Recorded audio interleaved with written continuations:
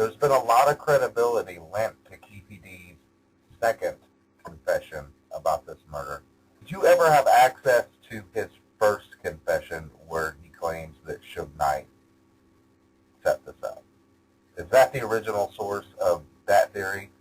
When Keefe said that Suge did it? I mean, there really hasn't been a person at one time or another who hasn't said that Suge did it. I mean, look at what Snoop said. Snoop said, "You want to know who the murderer is? Look at who was sitting next to him in the car."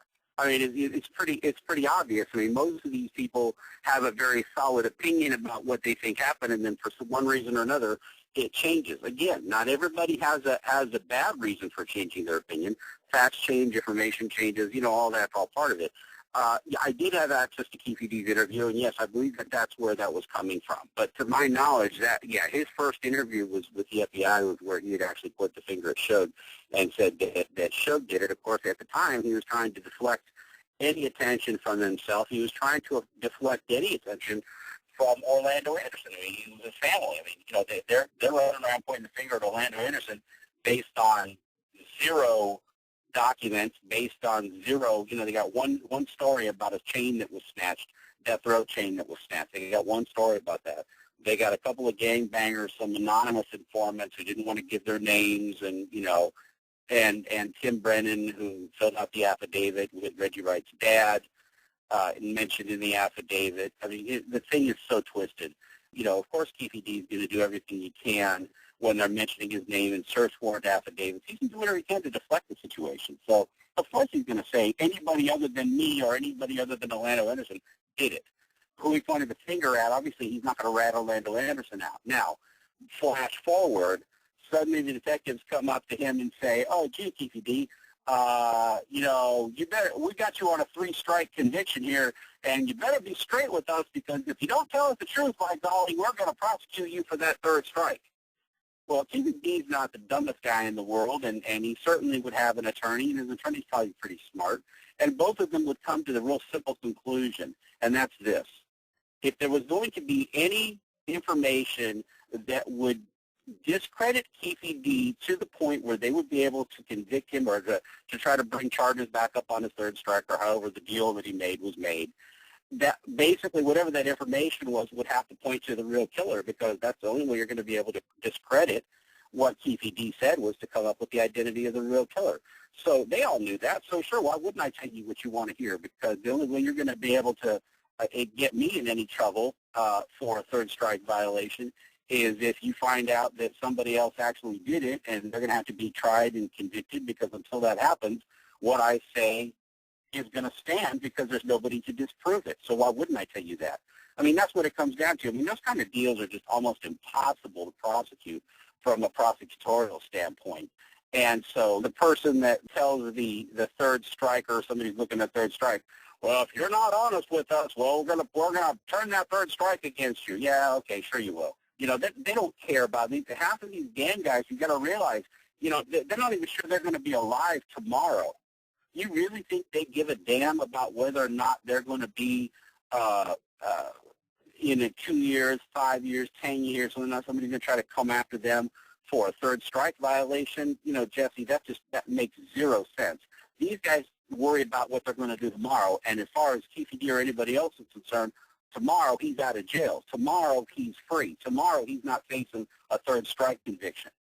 And as far as I'm concerned, he got out of jail. He's not facing that 3rd strike, and he told them what they wanted to hear. That's it. So as far as Keefe D goes, I mean, you put him in the same category as you could put anybody else who's, you know, waffled in this situation. And so that's why I have such a hard time believing that everybody's running around saying the case is solved because Keefe D said Orlando Anderson did it. No, I think it's what people that believed it all along and wanted to believe it all along. They heard what they wanted to hear, and that's all they need to hear. You know, I could tell you Santa Claus is alive, if that's really what you believe and that's what you want to hear. I guess that's true, too. My kids believe it. Is there any validity to the claim that a death row necklace was found at Orlando Anderson's house? There's a picture of a Compton PD guy holding up a death row necklace. That picture was taken. I think it was in Vibe magazines and a couple other things. We used the picture in the movie, if I'm not mistaken. You know, there's a Compton cop that's holding up a death row chain. Okay, Where did it come from? It doesn't say it was taken from Orlando Anderson's house. They served that search warrant. That search warrant went all over the place. They hit bunches of houses.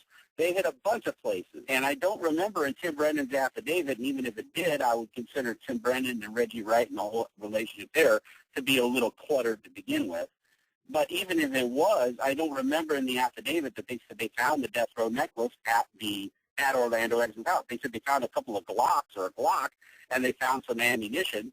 Kevin Manning came back and said, I don't even know where they're coming up with the Glock idea from. We've never told anybody there was a Glock. I mean, he told that to the newspaper. He said, I don't even know they're getting an idea that Glock was being used. We never released that information.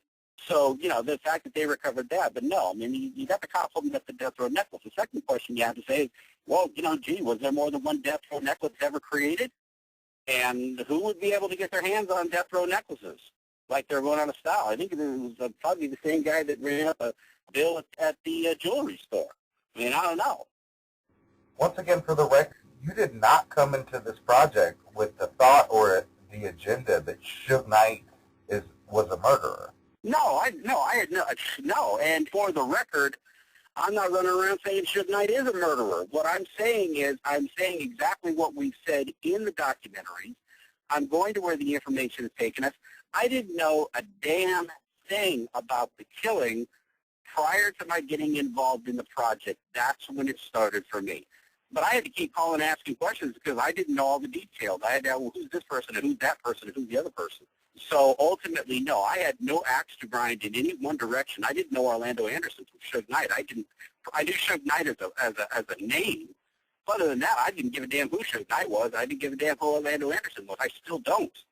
But at the end of the day, wherever the information is going to take me, wherever the volumes of information, the documentation, I think that I was reading part of Kathy Scott's book just last night, going back through checking some facts that she had put out in her book. And one of the things I saw was that, even Kevin Manning of the Las Vegas Police Department, he said that a confession or a witness testimony, it's big, but it's not sufficient if there aren't evidence or other documents or anything else that can substantiate or corroborate it. I need to know more. I need to make sure that there are other documents, there are other evidence, there are other pieces of information that actually stick to and corroborate what that person is saying. I mean, if that person said that, he strapped a rocket to his ass and shot himself to the moon, well, that's a pretty big statement to make. That would be a pretty bold statement to make. I've never heard of anybody doing that before other than Wile E. Coyote in the cartoon. But if there's documentation to show that he built one, he strapped it to his ass, and he shot himself to the moon, well, then that actually lends credibility to the testimony. I had no agenda. I had no information prior to getting into the assassination documentaries. I started in with it literally cold in 2005. And that was really when I started getting involved with it and really started digging my heels into it. And for the volume of information that I've got now on it, it's pretty staggering.